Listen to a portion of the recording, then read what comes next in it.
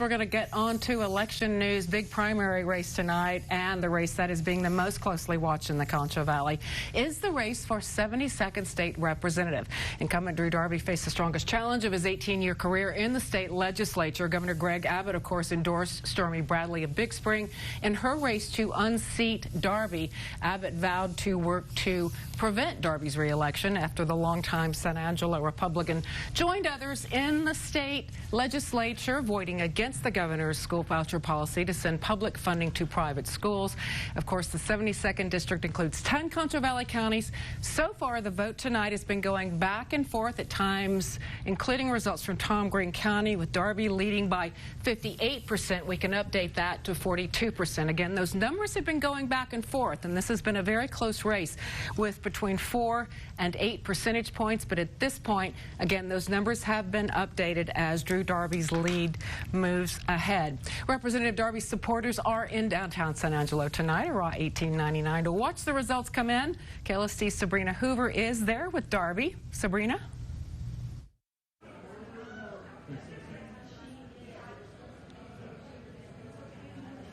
Hi, Carolyn. I'm here joined with Texas State Representative Drew Darby, who is running for re-election in the Texas House of Representatives representing District 72. Darby, it's a close race right now. What does your mindset look like right now? Well, we're just counting votes right now, and we're optimistic, but process is always slow, but we're encouraged with the early results, so we're going to see it through to the end. And you kind of mentioned at your speech earlier, but what would it mean to you to win tonight? Well, it means everything for the district. This is really not about me. This is about the folks that live and work in the Concho Valley, the 10 counties that make up House District 72.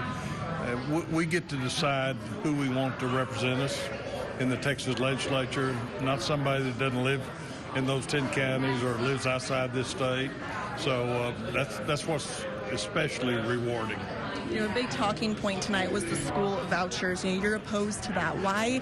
What makes it so important on your stance of keeping West Texas public school systems? Well, I'm everything public education, and so I'm everything rural, and that means that we're going to do what's in the best interest of our rural communities, our public schools, and so that battle is going to continue. I don't think that this election night is going to decide that one way or the other, but at least I'll still have a voice down in Austin about when we're talking about how do we fund public education in Texas. I'll still have a voice in that regard. And to see the support that you have tonight from everyone, what does it just mean to you, and especially just the community? Well, it's the hard work of a lot of people. It's not just, certainly I'm the candidate, but I get to stand in front of the camera, but it's people that work behind the scenes to get out the vote, to make sure we're organized, where we need to be at the right time, and just encouraging people to get out and vote. That's the important organizational effort that this campaign has had. Well, thank you so much for your time, and good luck tonight. Absolutely, thank you. I'll send things back to you in the studio, Carolyn.